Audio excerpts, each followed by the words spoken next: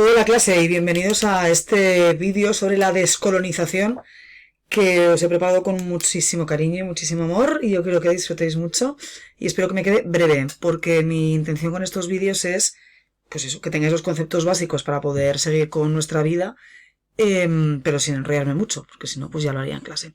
Entonces, bueno, para empezar, el índice que sale en el libro es este, ¿no? Habla un poco de descolonización, concepto de descolonización y luego lo desglosa en la descolonización en Asia y la descolonización en África. Pero yo os he preparado unos mapas que vienen antes. ¿O no? Vale. Os he preparado unos mapas que ahora os mencionaré para ordenarlo de otra manera. Os recomiendo encarecidamente que este tema lo estudiéis con un mapa delante porque si no, no vais a saber dónde están las cosas y eso complica enormemente el enterarse de algo. ¿Vale? Entonces, llamamos descolonización al proceso de liberar las colonias que tenían las metrópolis, ¿vale? Entonces, esto sucede durante más o menos después de la Primera Guerra Mundial hasta los años 80, una cosa así. Entonces, si lo pensáis, es bastante tiempo. No todas las descolonizaciones fueron iguales y, en fin, habría que detenerse un poco en cada una de ellas. Pero para que tengáis una idea general, pues bueno, vamos a hacerlo así también en general. Pues como os digo, la descolonización es un proceso histórico, ¿vale? Por el cual, por unos motivos que ahora veremos, las colonias que tenían las metrópolis que habían ido adquiriendo durante el siglo XVIII-XIX o incluso un poco antes, esas colonias se convierten en países independientes, ¿vale?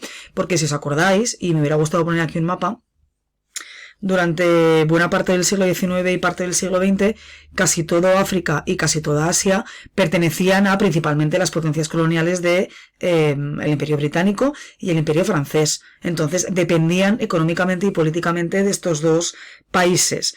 Con esto lo que van a conseguir es pues ganar su independencia, es decir, gestionar sus recursos, su territorio y sus movidillas, pues cada país de manera independiente. ¿Vale? Esto va a marcar también el inicio de un concepto nuevo que hasta ahora no habíamos manejado, que es el concepto de tercer mundo. Este concepto de tercer mundo se empieza a introducir precisamente con la descolonización, no como el concepto que tenemos ahora de países pobres, que es básicamente lo que implica, ¿no? Si os acordáis del año pasado, podemos hablar de países industrializados, países en vías de desarrollo y países del tercer mundo, dependiendo un poco del nivel de desarrollo de los indicadores que manejemos.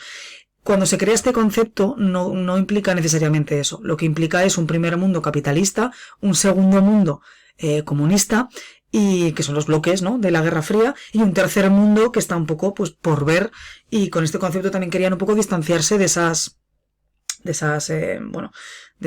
guerra soterrada, ¿no?, que estaba sucediendo entre estos dos bloques.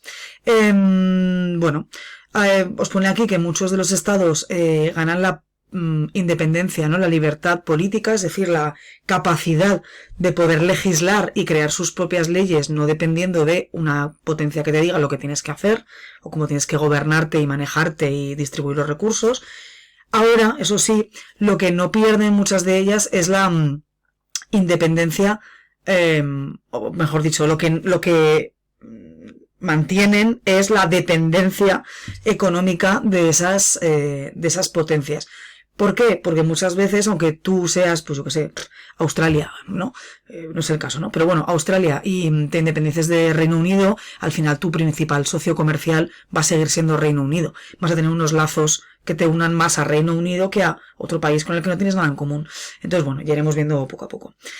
Las causas principales son que las potencias se dan cuenta de que mantener unas colonias no es barato.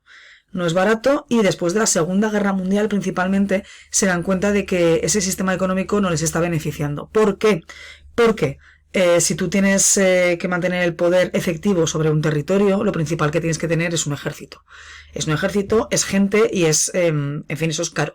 Entonces se dan cuenta de que manteniendo otro tipo de relaciones, principalmente económicas, es decir, transacciones económicas, básicamente es parecido y, en fin, pues les sale más barato y en este momento es que no están en posición de mandar el ejército a ningún sitio porque como se han muerto, pues no sé, unos 50 millones de personas, pues les viene mal, ¿vale? Esto por un lado. Por otro, con la creación de las Naciones Unidas, se empieza a pensar que a lo mejor estos territorios merecen poder gobernarse a sí mismos. Y hay una presión internacional muy fuerte hacia estas potencias para que dejen ir a estos territorios, ¿vale? También encontramos presión por parte de las iglesias tanto protestantes como católicas de muchos de estos territorios, que lo que quieren es que la gente se gobierne a sí misma. Es lo que llamaríamos el derecho de autodeterminación y de autogobierno. Si yo soy un ciudadano de Nigeria, ¿por qué me tiene a mí que gobernar un señor que vive en Londres y que no ha estado nunca en mi pueblo? Es un poco esta idea. Por otra parte, en esta pugna entre capitalistas y comunistas, los comunistas, os recuerdo que no creen en las naciones, porque ellos lo que creen son en las clases, no creen en las guerras entre países, ni en las fronteras, ni en este tipo de divisiones, con lo cual mucho menos van a creer en la explotación económica de la metrópoli hacia una colonia y van a tirar por este asunto, ¿no? El bloque de países no alineados, porque algunos ya han ganado su independencia antes de la Segunda Guerra Mundial, también va a abogar por este fenómeno de la descolonización, ¿no? Pensad, por ejemplo, en Egipto, que gana su independencia a partir de 1922, después de la Primera Guerra Mundial, lo que va a querer como un actor principal dentro de la política internacional es que los países de su entorno ganen esa libertad. Y bueno, si nos metemos ya en asuntos de la Guerra Fría, lo que va a querer tanto la URSS como Estados Unidos es tener un montón de estados satélites que apoyen a su bloque correspondiente. Entonces vamos a tener a la Unión Soviética, que lo que va a querer va a ser que se produzcan revoluciones comunistas dentro de estas colonias, y a partir de estas revoluciones se gane la independencia para tenerlos en su bloque. Y por otro lado, lo que vamos a tener es el bloque capitalista apoyando un poco el derecho de estas naciones a la autodeterminación, en algo que recuerda un poco a el proceso de formación de países como Italia y sobre todo ese nacionalismo del siglo XIX. Pues yo qué sé, pues cuando Grecia se independizó del Imperio Otomano, estas cosillas, ¿no? Que siempre tenían apoyo exterior. Teniendo claro las causas, más o menos, y teniendo claro el concepto, os paso a enseñar los mapas. Esto que os voy a enseñar ahora no está en el libro, está contado de otra manera, pero creo que esto os puede facilitar un poco el aprenderos, aunque sea algún país, ¿vale? Así está el mundo antes de 1945, es lo que os decía.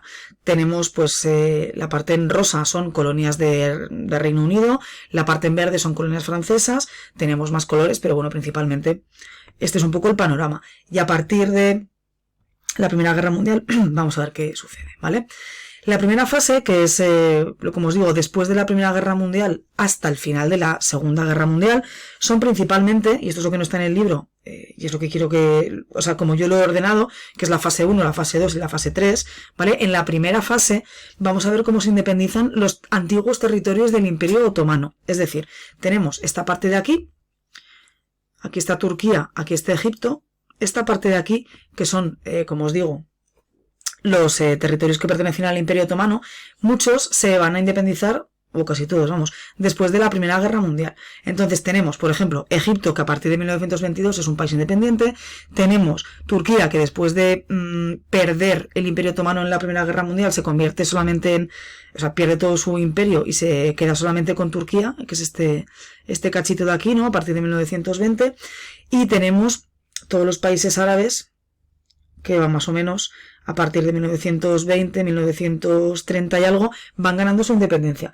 Me interesa que conozcáis la situación de Irak, que es este fragmento de aquí, la situación de Siria, que es este otro fragmento de aquí, Líbano a partir del año 43, y tenemos también, tenemos todo lo que es lo que ahora llamaríamos Arabia Saudí, ¿vale? Todo esto, toda esta zona de aquí, se va a independizar de Reino Unido principalmente, a partir de Primera Guerra Mundial hasta el fin de la Segunda. Tenemos aquí que a partir de 1948 se crea el Estado de Israel. Hasta 1948 es un mandato, es el mandato de Palestina, que pertenece a Gran Bretaña. De esto ya hemos hablado. Me gustaría que os miráis este mapa con cierta atención porque yo creo que os facilitará un poco la tarea. La segunda fase, que es cuando termina la Segunda Guerra Mundial, y es donde empieza en el libro, tenemos el primer bloque, que son estos países que se crean en Asia, que son antiguas colonias en Asia. Entonces, podemos distinguir, y ahora os pasaré a comentar con más detalle, sobre todo la India, Pakistán, Birmania, tenemos aquí Indonesia, tenemos aquí Vietnam con la movida correspondiente y bueno, las Filipinas, que las Filipinas no las nombran en el libro, pero en este momento, bueno, pasan de ser, eran colonia de Estados Unidos realmente y pasa a ser un país independiente. Pero bueno, tenemos aquí este mapa que, insisto, os lo miréis con atención. Hemos pasado de la primera parte, que es el Extremo Oriente, a Asia. Hasta el año 55, más o menos, ¿vale? Más o menos. Y la tercera fase, ¿cuál va a ser? Pues la que nos queda, va a ser la independencia de todos los países o de casi todos los países africanos. Desde el año 55 hasta el año más o menos 1980 se va independizando por diversos procesos todos los países de tanto de el norte de África, porque por ejemplo Marruecos se independiza entre el año 56 y 58, ahora hablaremos. Argelia hay una guerra con Francia y se independiza en el año 62. Túnez en el año 56. Túnez había sido, bueno, era francés. Libia, que era una colonia de Italia, si os acordáis, después de la Segunda Guerra Mundial, cuando Italia la pierde. Pues bueno, el proceso de independencia es en el año 51. Bueno, toda esta parte, ¿no?, norte de África es un poco la más temprana. Y luego todo lo que es el África, Centroáfrica, ¿no?, y Sudáfrica, que tiene como muchas casuísticas diferentes. Guinea Ecuatorial, que está aquí, es colonia de España hasta el año 63. A partir del año 63 hasta el 68 se convierte en una provincia. Y a partir del año 68 es un país independiente. Sáhara Occidental, aquí os pone que es un estado no reconocido internacionalmente, y es que Sáhara Occidental, y os contaré el caso concreto cuando hablemos del franquismo, pero es que hay diferentes países, como son Mauritania y Marruecos, incluido también Argelia, que tienen pretensiones sobre este territorio que hasta el año 75 era una colonia española. Entonces os hablaré de ese proceso cuando toque, pero no es un país reconocido. De hecho, España tenía la intención de reconocerlo últimamente, pero han cambiado de opinión. En fin, es algo que está como muy presente todavía hoy en la historia. Vistos estos tres bloques, vamos a ver cómo lo organizan en el libro, ¿vale? En el libro organizan más o menos así, lo que pasa que lo hacen por continentes, entonces es como más extenso. Pero bueno, vamos a pasar a la primera parte, que es la descolonización en Asia. Bueno, principalmente lo que os he contado, ¿no? Esto se debe a que la falta de dinero, la falta de posibles de Reino Unido y de Francia incita a que esto se produzca, ¿vale? Y aparte de que esto, o sea, aparte de la voluntad de las metrópolis para independizar a las colonias, también está la oportunidad que se les abre a estas mismas colonias de forzar a la metrópoli a que lo haga, ¿vale? Porque si tú estás en la India y antes tenías muchos militares que te tenían en orden, pero ahora tienes menos, a lo mejor es el momento de organizarte y reclamar de manera, en este caso la India pacífica, que este país se lo dejes gobernar a los indios. Entonces, bueno, lo que va a pasar es lo siguiente. Esto es un proceso bastante largo, ¿vale? Pero en 1885 se funda un partido, ¿vale? Y en 1906 se funda la Liga Musulmana. Tenéis que pensar que la India, que es un país en el que viven actualmente 1.000 millones de personas, aunque la religión mayoritaria sea el hinduismo, hay gente de todas las religiones. Y en este momento de la historia, en 1906, mucha parte de la India, que en este momento era más amplia que ahora, os voy a poner el mapa, antes la India ocupaba todo lo que está en verde, hasta Bután, todo esto era más grande que ahora, había muchas más personas, por ejemplo, musulmanas. Entonces, en la Primera Guerra Mundial la India tiene un papel principal. ¿Por qué? Porque hay mucha gente nativa de la India que combate en la Primera Guerra Mundial en el ejército de Reino Unido. Y Reino Unido promete ciertas cosas, ¿vale? Por otro lado, aparte de prometer ciertas cosas, hay personas en la India que no entienden porque están luchando en una guerra que ellos consideran que no es la suya, dado que no se consideran ciudadanos ingleses. Esto inicia un poquillo un movimiento nacionalista que luego florecerá como movimiento independentista, ¿vale? En 1915 hay un señor que se llama Mahatma Gandhi, que seguro que conoceréis, que es este señor de la foto, que había estado viviendo en Reino Unido y formándose en la universidad, y también había vivido en Sudáfrica, había viajado bastante y tenía como una visión bastante moderna del asunto. Vuelve a la India, ¿vale? Y esto, pues diréis, ¿y a mí qué me importa que vuelva este señor? Pues lo que pasa es que este señor se va a convertir en el símbolo del movimiento independentista de la India, ¿vale? En 1918, poco después de que él vuelva, va a iniciar algo que se llama, lo tengo que mirar, pero la revuelta del algodón. Ahora lo miraré y os lo pondré por aquí, ¿vale? Bueno, lo que inicia es una revuelta contra las políticas agrícolas que el Reino Unido estaba imponiendo en la India. ¿Qué quiere decir esto? El Reino Unido estaba imponiendo que se cultivaran ciertas cosas para la industria, principalmente algodón, y vegetales que sirven para textiles. Y lo que no estaba dejando plantar era comida. Entonces la gente no lo estaba pasando bien, ¿vale? Pero bueno, es lo que tienen las colonias, que al final ellos no tenían ningún tipo de poder de decisión sobre lo que estaban o podían cultivar. Entonces Gandhi lo que hace es liderar una revuelta para pedir que les dejen cultivar en función de sus necesidades. Esto se zanja con una masacre del ejército inglés y bueno, se consiguen ciertos cambios. Ahí es donde de Gandhi la oportunidad también de, bueno, pues esto más o menos nos lo han concedido, aunque ha muerto bastante gente, bueno, vamos a focalizarnos en el siguiente objetivo, que es la independencia. Lo que va a hacer es liderar un movimiento pacífico. Es decir, él no encabeza un movimiento armado. No hay una guerra, no hay una revolución. Lo que hay son muchos gestos de cara a, sobre todo, el gobierno en Londres y de cara también a la comunidad internacional para decir, estas injusticias nos están pasando, nos gustaría por favor que nos dejáis independizarnos y gobernarnos a nosotros mismos. En 1930, bueno, ¿y esto cómo lo consigue? Pues principalmente con resistencia pasiva, que es pues cuando te van a detener una manifestación, entorpecer la labor policial, pero tampoco usando la violencia. La desobediencia civil, es decir, si tú consideras que una ley es injusta, pues ellos consideran que pueden no seguirla. Demostraciones pacíficas, manifestaciones sobre todo, y huelgas de hambre. Las huelgas de hambre son un arma bastante poderosa porque no queda bien que una persona que está protestando de manera pacífica se te muera de hambre. Porque la comunidad internacional puede decir que qué te pasa. Como gobierno me refiero. En 1930 lidera la Marcha de la Sal. La Marcha de la Sal, tenéis que saber que a los indios no se les dejaba consumir sal, tenían que pagar un impuesto. Entonces él lo que hace es liderar una marcha que va hacia un lago salado, hacia el mar, no es un lago salado, hacia el mar, y entonces cogen agua del mar que dejan que se evapore en sus manos y se llevan, ¿no? Como símbolo, van mostrando esa sal, como un símbolo de que aunque los ingleses no los traten como personas, ellos lo siguen siendo. Total, que en 1947, después de la Segunda Guerra Mundial, el virrey Mountbatten, que es familiar, creo que es primo, de la reina Isabel II, que es el último virrey de la India, pues ya declara la independencia de la India, entre otras cosas porque, mantiene esas relaciones comerciales que, como hemos comentado, ya pues les son suficientes. ¿Qué solución van a encontrar a las diferentes religiones que hay en el país?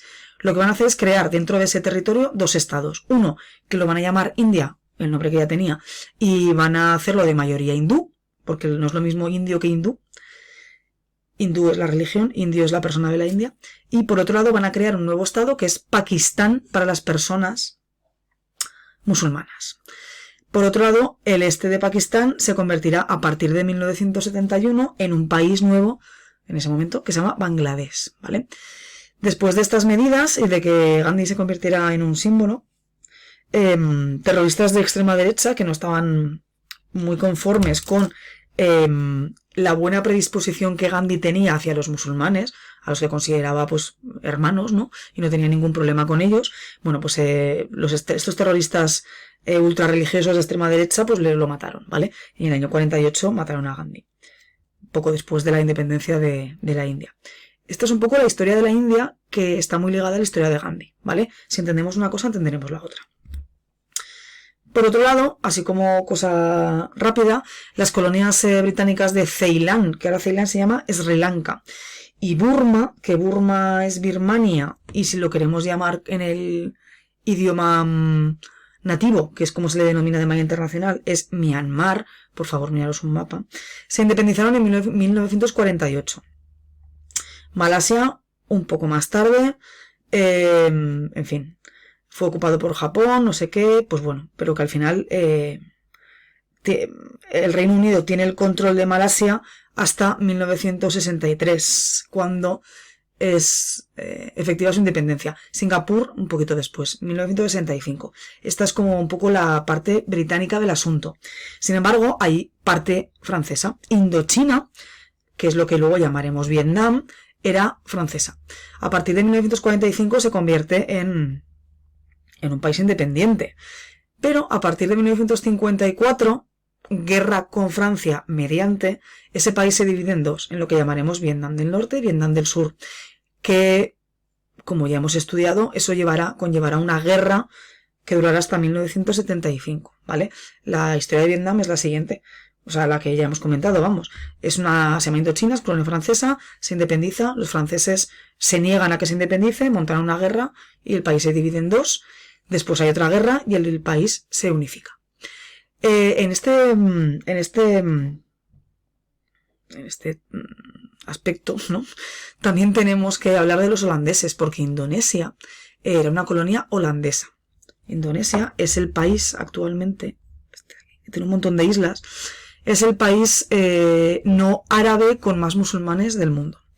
Bueno, en este país, a partir de 1945, hay un señor que se llama Sukarno, que, bueno, es un dictador, ¿no? Pero bueno, desde el 45 hasta el 49, Sukarno intenta ganar la independencia de Indonesia. Finalmente, Holanda reconoce efectivamente esa independencia en 1949. Sukarno, que es una persona profundamente anticomunista, lo que se va a dedicar hasta el año 65 es a reprimir cualquier atisbo de comunismo en su país, en lo que se conoce como la mayor matanza de personas comunistas de la historia. Hay hasta 500.000 muertos en los diferentes episodios violentos a manos de este señor, que murió en los años 70 y era bastante conocido, por cierto. Bueno, esta es la movida de Asia. Si nos vamos a Oriente Próximo, ¿no? Ya hemos hablado un poco de Irak, que lo que antes se conocía como Mesopotamia, se convertirá en Irak hasta 1932. Todo esto eran mandatos franceses y británicos. Lo que es Palestina se va a instaurar a partir del año 48 el Estado de Israel, que bueno, durante todo el siglo XX y mientras os estoy grabando esta presentación, va a haber conflictos entre Palestina, entre el mandato de Palestina, territorio de Palestina y el país de Israel, ¿no? Que va a llevar además a bastantes guerras en la propia zona, porque en la propia zona tenéis que pensar que el único país que es judío es Israel, el resto son países árabes. Y tradicionalmente, pues bueno, los países árabes se apoyan entre ellos, ¿no? Igual que los países europeos se apoyan entre ellos, quiero decir, eso tampoco, pues bueno. ¿Qué más? Hablando de los franceses, lo que se llama mandato de Siria se va a dividir en dos, entre lo que será Líbano y será Siria. Esto ya hemos hablado un poco de esto.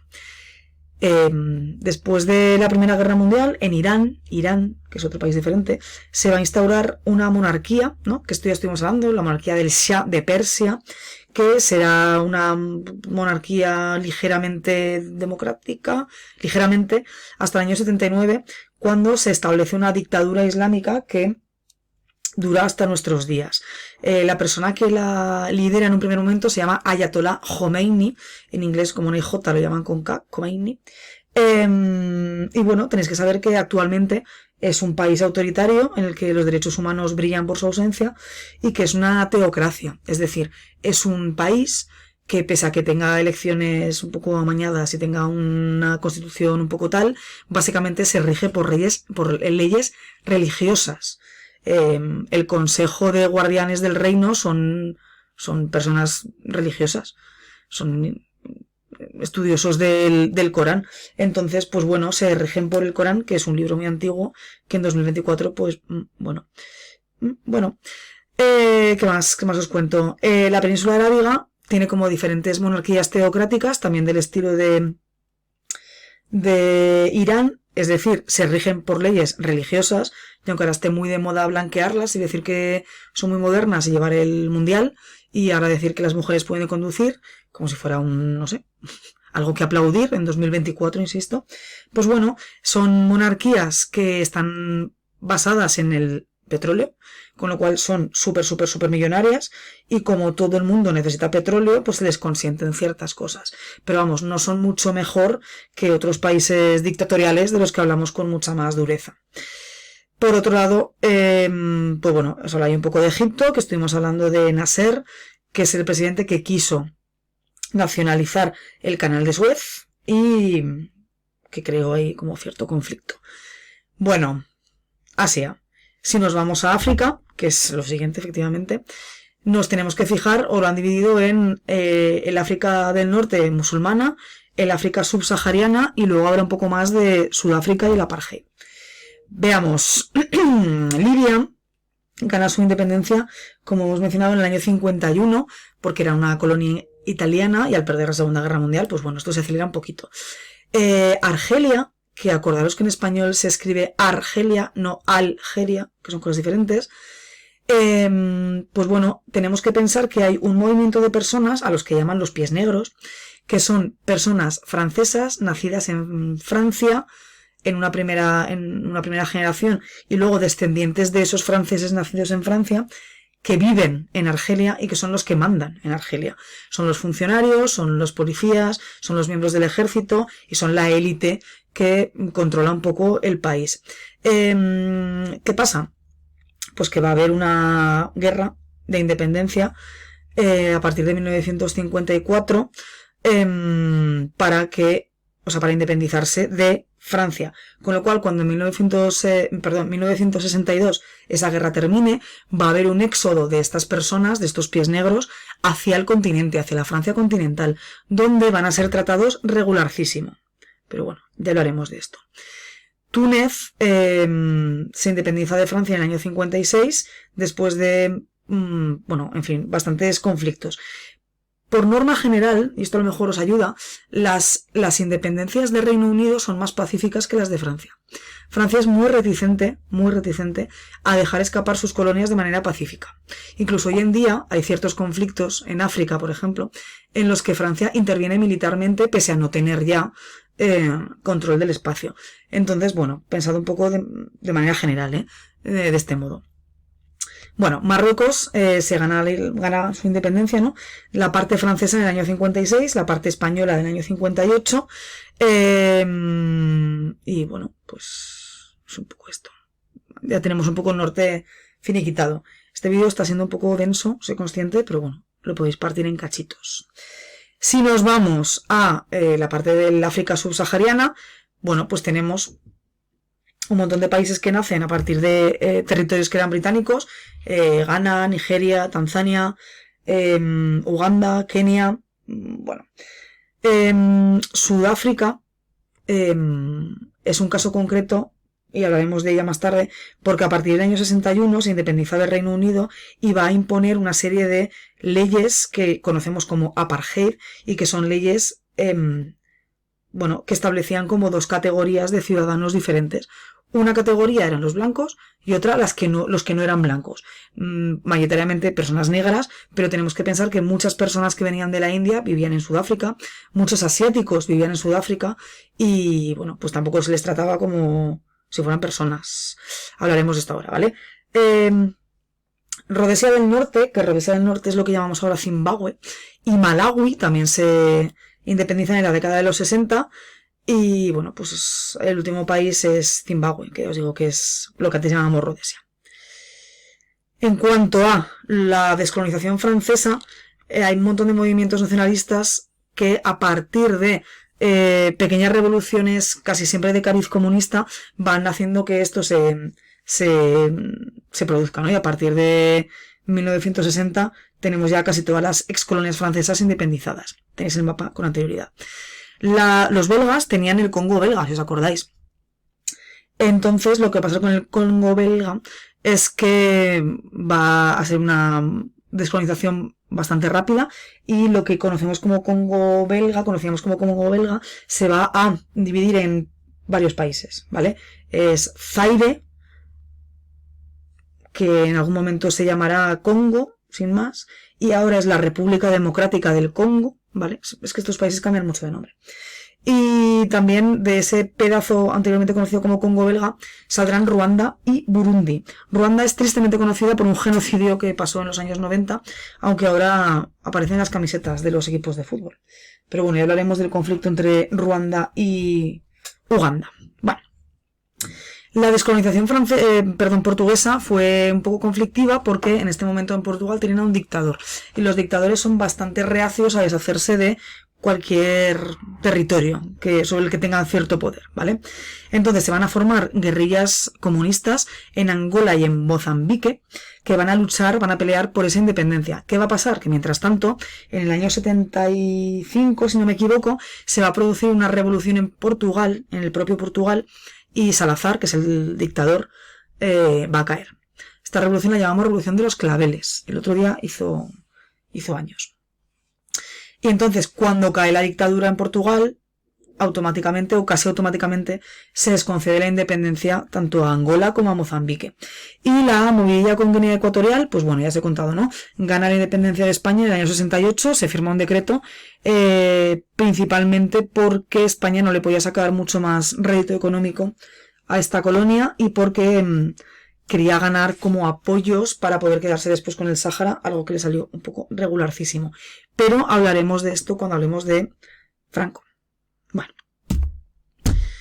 Con respecto a Sudáfrica, que es un caso especial, tenéis que pensar que la primera potencia que ocupa Sudáfrica es Holanda, ¿vale? Lo hacen a mediados más o menos del siglo XVII, cuando descubren que hay oro y hay diamantes, porque hay un montón de minas en Sudáfrica. Reino Unido aparece por allí y conquista la región, ¿vale?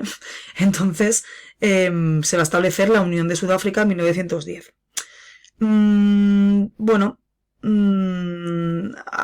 durante la primera mitad del siglo XX, a partir de unas leyes que lo que hacían era socavar la posibilidad de que la población negra pudiera votar, pudiera acceder al voto, se van creando una serie de leyes discriminatorias, porque pensad que si era una colonia, los que gobernaban eran ingleses, que bueno, van a hacer que poco a poco el país vaya siendo un país con leyes exclusivas según el color de tu piel.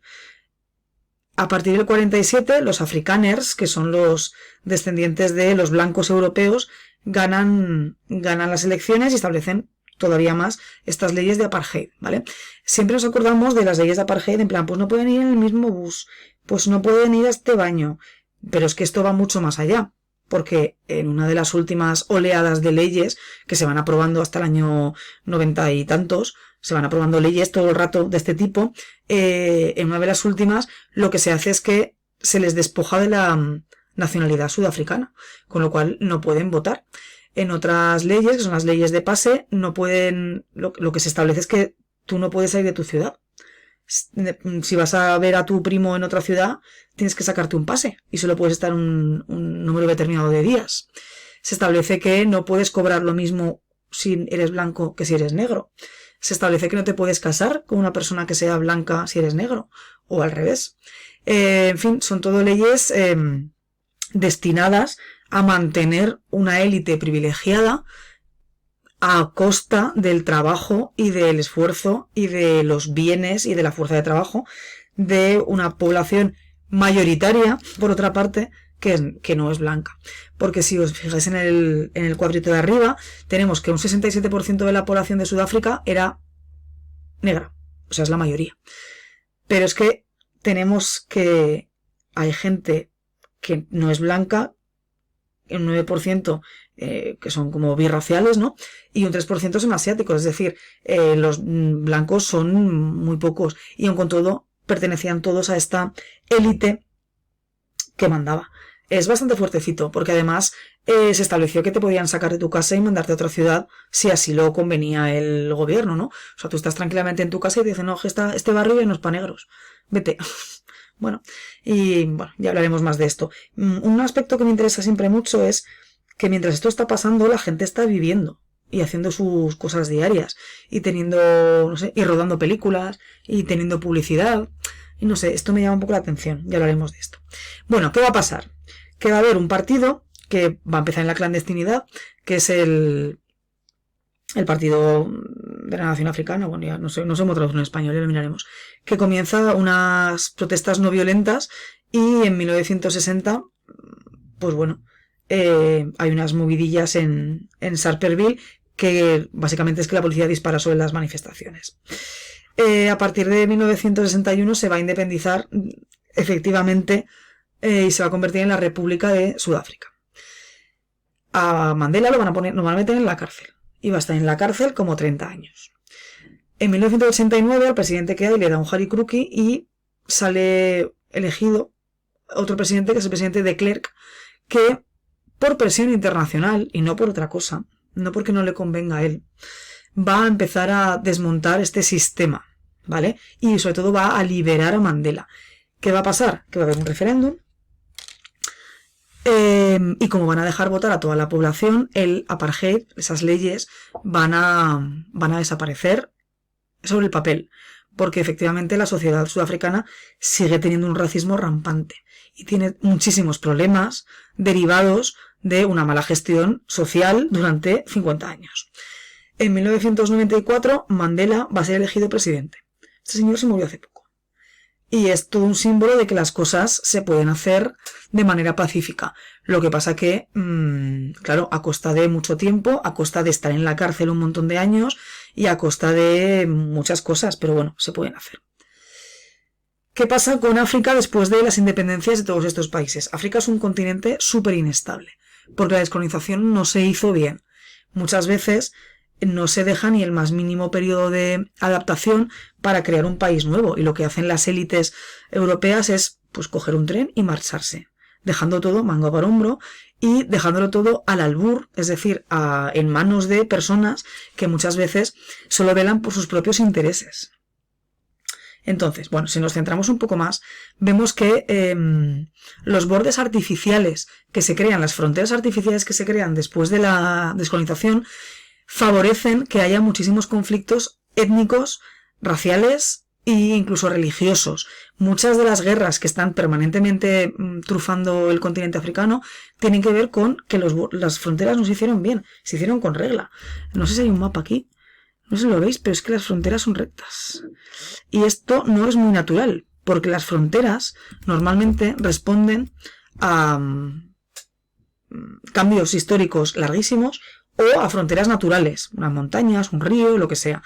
Hacerlas así no favorece la convivencia. No lo hace. Por otro lado, las nuevas economías no tenían la más mínima estructura, porque todo dependía de la metrópoli. En el momento en que los dejas solitos, ahí os apañáis, pues bueno, surge problemas como que no tenían, por ejemplo, una planificación agrícola. Es decir, si tú estás toda la vida cultivando cacao, solo sabes cultivar cacao. No sabes qué hacer, no sabes cómo puedes planificar una economía alimentaria para tu propia población. Entonces, pues bueno, es un problema. Y como tampoco hay cultura democrática, porque los has dejado ahí un poco a que sobrevivan, pues resulta que hay personas que solo van a velar por sus propios intereses y por hacerse multimillonarios. ¿Qué va a pasar? Pues que ahora mismo en África hay un mogollón de dictaduras. Pero mogollón de dictaduras ahora que vienen heredadas de dictaduras de hace pues 50 años. Porque dictador tras dictador, tras dictador, tras dictador, muchas veces incluso apoyado un dictador por el país colonial correspondiente, y cuando el dictador ya no le es conveniente, pues apoyan al siguiente que da un golpe de estado. Entonces, pues bueno, en fin, este es el panorama. Bueno, espero que el vídeo os haya gustado mucho, me ha quedado bastante largo, más de lo que pensaba, pero bueno, yo qué sé, por lo menos lo tenéis explicado. Dudas en clase. Me queda una parte de explicar, que es la del tercer mundo, subdesarrollo y neocolonialismo, pero que esto lo comentaremos en clase, ¿vale? Porque es que creo que es un poco más productivo hablar con recortes de prensa. Bueno, muchas gracias por escuchar esta chapita. Gracias.